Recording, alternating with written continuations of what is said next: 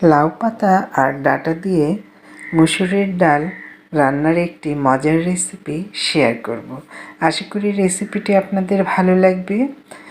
তো এতে কিন্তু আমি ডিমও দিয়েছি, স্বাদটা কিন্তু দারুণ হয়েছিল। আপনারাও এভাবে বাসায় তৈরি করে দেখবেন, যে আঙ্গুল চেটে পুটে খাবে পরিবারের সবাই। চলুন তবে ভিউয়ার্স, রেসিপিটি দেখে নিই। আমি প্রথমে কড়াইয়ে নিয়ে নিলাম 250 গ্রামের মতো মুসুরির ডাল ভিজিয়ে রেখেছিলাম।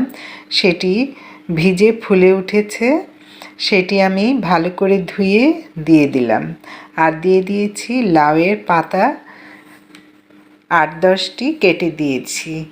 আর ডাঁটাগুলো সুন্দর করে কেটে পরিষ্কার করে নিয়েছি, এর খোসা ছাড়িয়ে নিয়েছি। আর এখানে দিয়ে দিয়েছি পেঁয়াজ কুচি, রসুনের কুচি ও কাঁচামরিচ ফালি 4-5টি।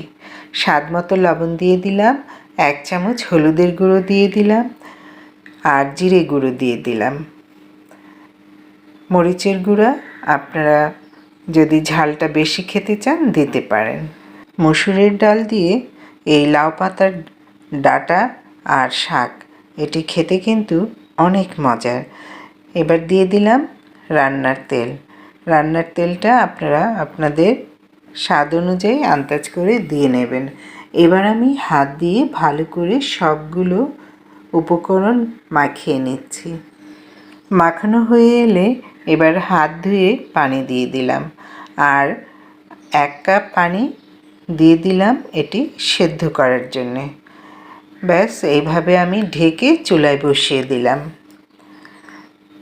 চলুন ভিউয়ার্স, এবার রান্নার পালা। এইভাবে আমি বসিয়ে দিয়েছি চুলায়। এখন 15 থেকে 20 মিনিট এভাবে আমি রান্না করব। দেখুন 15-20 মিনিট পর ফিরে এলাম। ডালটাও সেদ্ধ হয়ে এসেছে অনেকটাই, লাউয়ের পাতা আগা ডোগা সবই সেদ্ধ হয়ে এসেছে। এবার একটি ফোড়ন দেওয়ার জন্যে পাশের চুলায় আমি একটি ফ্রাই প্যান বসিয়ে সরিষার তেল দিয়ে দিলাম, আর দিয়ে দিলাম আস্ত জিরা, রসুনের কুচি, পেঁয়াজ কুচি ও শুকনো মরিচ। ওটি ভাজতে ভাজতে আমি এই ফাঁকে দিয়ে দিচ্ছি একটি ডিম। ডিম দেওয়ার ফলে ডাল নিরামিষের এই সবজি তরকারিটার কিন্তু স্বাদ দারুণ আসবে, খেতে অসম্ভব মজার লাগবে। এইভাবে আমি নেড়েচেড়ে ডিমটা মিশিয়ে নিলাম।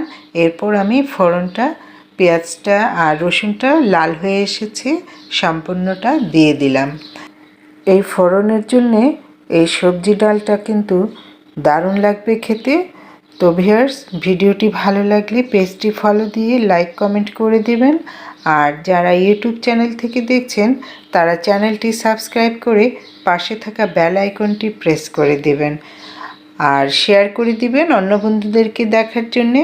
ভিউয়ার্স, আশা করি আপনাদের কাছে রেসিপিটি ভালো লেগেছে। আজ এ পর্যন্তই, আবার দেখা হবে নতুন কোনো রেসিপিতে। সেই পর্যন্ত ভালো থাকুন, সুস্থ থাকুন। আসসালামু আলাইকুম, আল্লাহ হাফেজ।